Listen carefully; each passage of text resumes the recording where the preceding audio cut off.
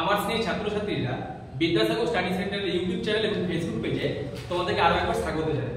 আজকে আমি অষ্টম শ্রেণীর ছাত্রছাত্রীদের জন্য একটি গুরুত্বপূর্ণ টপিক নিয়ে তোমাদের সঙ্গে আলোচনা করব। আজকে আমাদের বিষয় হচ্ছে পৃথিবীর আভ্যন্তরীণ গঠন। তোমরা সকলেই জানো এই টপিকটা অষ্টম শ্রেণীর প্রথম সেমিস্টারের জন্য খুব গুরুত্বপূর্ণ, কারণ এখান থেকে একটা প্রশ্ন আসবে।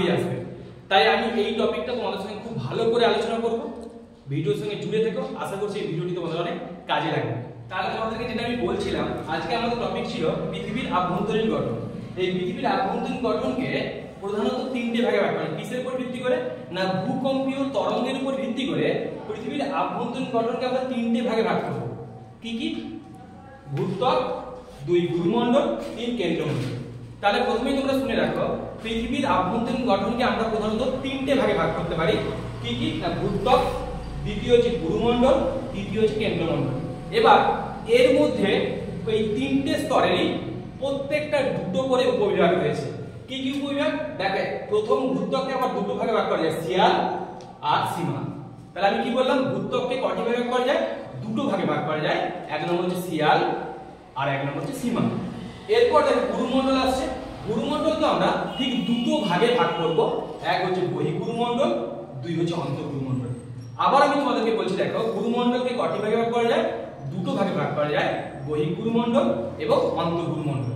এবং লাস্টে রয়েছে কেন্দ্রমণ্ডল। কেন্দ্রমণ্ডলকে কত ভাগে করা যায়? না কেন্দ্রমণ্ডলকেও সেম দুটো ভাগে ভাগ করা যায়। এক হচ্ছে যে বহিঃকেন্দ্রমণ্ডল, 2 হচ্ছে অন্তঃকেন্দ্রমণ্ডল। তাহলে আমি আরেকবার তোমাদের কাছে বিষয়টা ক্লিয়ার করছি যে ভূকম্পীয় তরঙ্গের উপর ভিত্তি করে পৃথিবীর আভ্যন্তরীণ গঠনকে প্রথমত তিনটে ভাগে ভাগ করা যায়। কি কি? না এক হচ্ছে ভূত্বক, 2 হচ্ছে যে গুরুমণ্ডল, 3 হচ্ছে কেন্দ্রমণ্ডল। এবার এই তিনটে স্তরের প্রত্যেকটারই দুটো করে উপবিভাগ রয়েছে। কি উপবিভাগ? না ভূত্বককে দুটো ভাগে ভাগ করা যায়, এক হচ্ছে শিয়াল, 2 হচ্ছে সীমা। তারপর দেখো গুরুমণ্ডলের দুটো ভাগ রয়েছে, এক বহিঃগুরুমণ্ডল আর দ্বিতীয় হচ্ছে অন্তঃগুরুমণ্ডল। আবার কেন্দ্রমণ্ডলের দুটো ভাগ রয়েছে, এক হচ্ছে বহিঃকেন্দ্রমণ্ডল আর অন্তঃকেন্দ্রমণ্ডল। এই যে আমি তোমাদেরকে তিনটে ভাগ দেখালাম, এই তিনটে ভাগ এরপর আমি তোমাদেরকে ছবি এঁকে তোমাদেরকে ক্লিয়ার করে দিচ্ছি কোনটা কোন ভাগের অন্তর্গত, বা শিয়াল কত থেকে কত কিলোমিটার পর্যন্ত বিস্তৃত, বা সীমা কত থেকে কত কিলোমিটার পর্যন্ত বিস্তৃত। তাই আমি তোমাদেরকে ছবি এঁকে পরবর্তীকালে এই তিনটে স্তর ডিসকাস করে দিচ্ছি। আমি তোমাদেরকে ছবিটা এঁকেছি, এটা একটা ছবি, পৃথিবীর আভ্যন্তরীণ গঠনের ছবি আমি তোমাদেরকে এঁকেছি।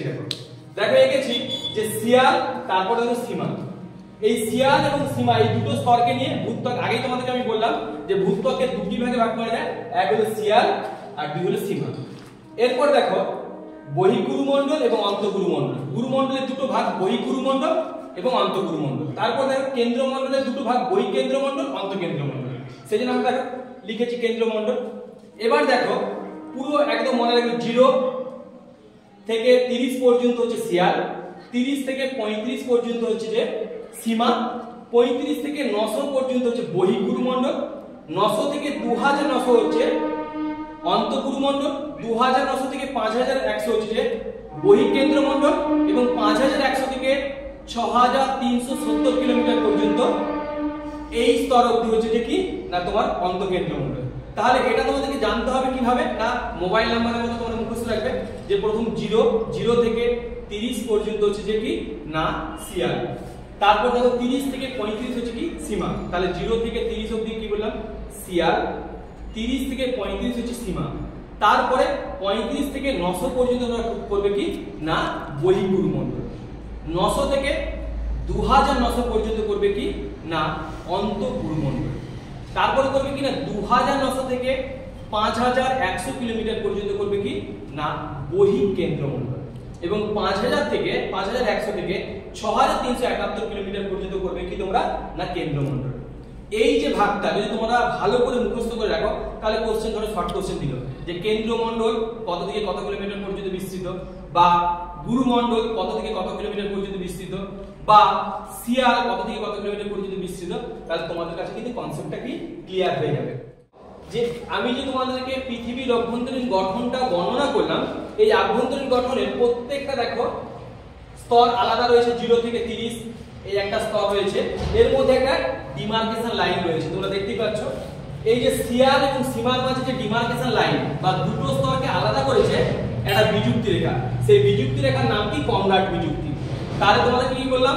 শিয়াল এবং সীমার মাঝে একটা বিযুক্তি রেখা রয়েছে, সেই বিযুক্তি রেখার নাম কি? কনরাড বিযুক্তি। তারপর দেখো এই যে তোমরা এখানে দেখতে পাচ্ছ এটা আর এটা, মানে এটা হচ্ছে যে ভূত্বক আর গুরুমণ্ডল। ভূত্বক ও গুরুমণ্ডলের মাঝে ঠিক এই জায়গাটায় রয়েছে কি বিযুক্তি? না মোহ বিযুক্তি। ভূত্বক এবং গুরুমণ্ডলের মাঝে রয়েছে কি? মোহ বিযুক্তি। তারপর দেখো এটা গুরুমণ্ডল, তারপর এটা কেন্দ্রমণ্ডল। এই যে অংশটা, তাহলে গুরুমণ্ডল এবং কেন্দ্রমণ্ডলকে বিভক্ত করেছে গুটেনবার্গ বিযুক্তি। এবং লাস্টে যে দেখো বহিঃকেন্দ্রমণ্ডল আর অন্তঃকেন্দ্রমণ্ডলের মাঝে যে এই বিযুক্তি, এটা হলো লেহম্যান বিযুক্তি। তাহলে তোমরা ভালো করে মাথায় রাখবে যে চারটা বিযুক্তি খুব ইম্পর্টেন্ট। এক হচ্ছে কি? না শিয়াল এবং সীমার মাঝে কি বিযুক্তি? কনরাড বিযুক্তি। তাহলে কি বললাম? শিয়াল এবং সীমার মাঝে কি বিযুক্তি রয়েছে? কনরাড বিযুক্তি। আর ভূত্বক আর গুরুমণ্ডলের মাঝে কি বিযুক্তি? না মোহ বিযুক্তি, যেটাকে আমরা বলি মেহেরো-ভিসিক বিযুক্তি। তাহলে কি বললাম? শিয়াল এবং সীমার মাঝে কি বিযুক্তি? না কনরাড বিযুক্তি। ভূত্বক এবং গুরুমণ্ডলের মাঝে কি বিযুক্তি? মোহ বিযুক্তি বা মেহেরো-ভিসিক বিযুক্তি। এরপর দেখো গুরুমণ্ডল আর কেন্দ্রমণ্ডল, তার মাঝে একটা বিযুক্তি রয়েছে। গুরুমণ্ডল এবং কেন্দ্রমণ্ডলের মাঝে রয়েছে গুটেনবার্গ বিযুক্তি। তারপরে বহিঃকেন্দ্রমণ্ডল এবং অন্তঃকেন্দ্রমণ্ডলের মাঝে একটা বিযুক্তি রয়েছে, সেটাকে বলবো লেহম্যান বিযুক্তি।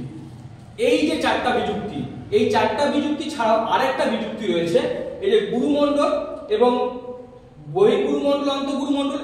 এটাকে আমরা দুটো ভাগে বলতে পারি, প্রোফেসিমা এবং নিফেসিমা। গুরুমণ্ডলের উপরের অংশটাকে বলবো প্রোফেসিমা আর গুরুমণ্ডলের নিচের অংশটাকে বলবো নিফেসিমা। এই প্রোফেসিমা এবং নিফেসিমার মাঝে রয়েছে কি? রেপিত্তি বিযুক্তি। কি বললাম? প্রোফেসিমা এবং নিফেসিমার মাঝে রয়েছে রেপিত্তি বিযুক্তি। এই যে পাঁচটা বিযুক্তি, পরীক্ষায় বিশ্বাস করো এখান থেকে একটা শর্ট কোশ্চেন থাকবেই থাকবে, মাস্ট। তাই তোমাদেরকে ভালো করে বলছি যে কনরাড বিযুক্তি, শিয়াল ও সীমার মাঝে রয়েছে কনরাড বিযুক্তি। ভূত্বক এবং গুরুমণ্ডলের মাঝে রয়েছে মোহ বিযুক্তি বা মেহেরো-ভিসিক বিযুক্তি। এবং গুরুমণ্ডল ও কেন্দ্রমণ্ডলের মাঝে রয়েছে গুটেনবার্গ বিযুক্তি। আর বহিঃকেন্দ্রমণ্ডল ও অন্তঃকেন্দ্রমণ্ডলের মাঝে রয়েছে কি? না লেহম্যান বিযুক্তি।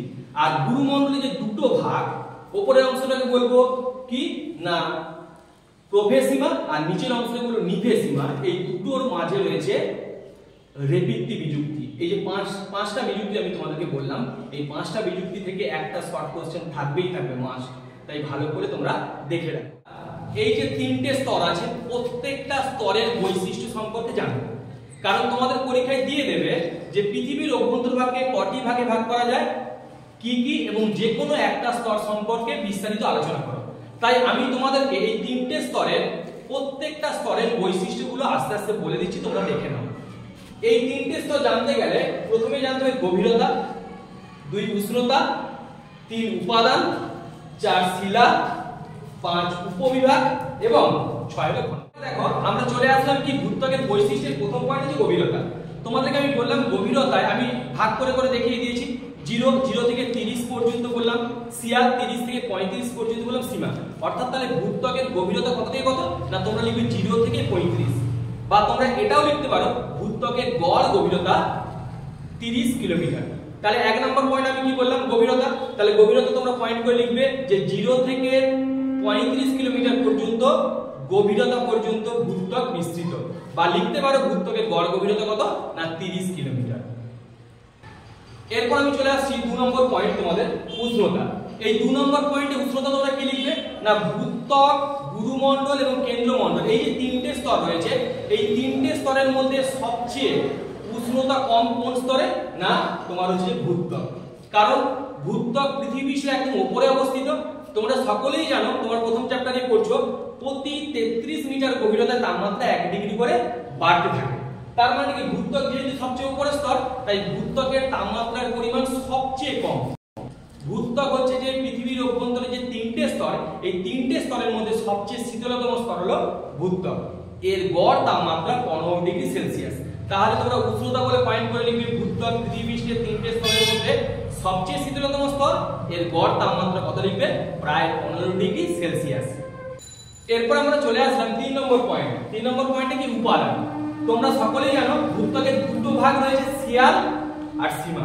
দেখো আমি লিখে দিয়েছি, দেখো শিয়াল। সিয়ালটা সি ফর সিলিকন এবং এএল আল ফর অ্যালুমিনিয়াম। তার মানে কি না ভূত্বকের যে সিয়াল বলে স্তরটা রয়েছে এই স্তরটি দুটো উপাদান দ্বারা গঠিত, এক হচ্ছে সিলিকন এবং অ্যালুমিনিয়াম। একই রকম ভাবে ভূত্বকের যে দ্বিতীয় স্তর সীমা সেটাও দুটো উপাদান দ্বারা গঠিত, একটা হচ্ছে দেখো এসআই মানে সিলিকন আর এমএ মানে ম্যাগনেসিয়াম। তাহলে আমি তোমাদেরকে বলতে পারি যে ভূত্বক সিলিকন দেখো দুটোতেই কমন আছে আর অ্যালুমিনিয়াম এবং ম্যাগনেসিয়াম, অর্থাৎ কি ভূত্বক তিনটে উপাদান দ্বারা প্রধানত গঠিত, সিলিকন, দ্বিতীয় হচ্ছে যে অ্যালুমিনিয়াম, তৃতীয় হলো ম্যাগনেসিয়াম। অর্থাৎ কি তাহলে তোমরা উপাদান বলে পয়েন্ট করবে যে ভূত্বক তিনটে উপাদানের সমন্বয়ে গঠিত, সিলিকন, অ্যালুমিনিয়াম এবং ম্যাগনেসিয়াম। দেখো তোমাদেরকে আমি এক্ষুনি বললাম ভূত্বকের দুটো স্তর রয়েছে, সিয়াল এবং সীমা।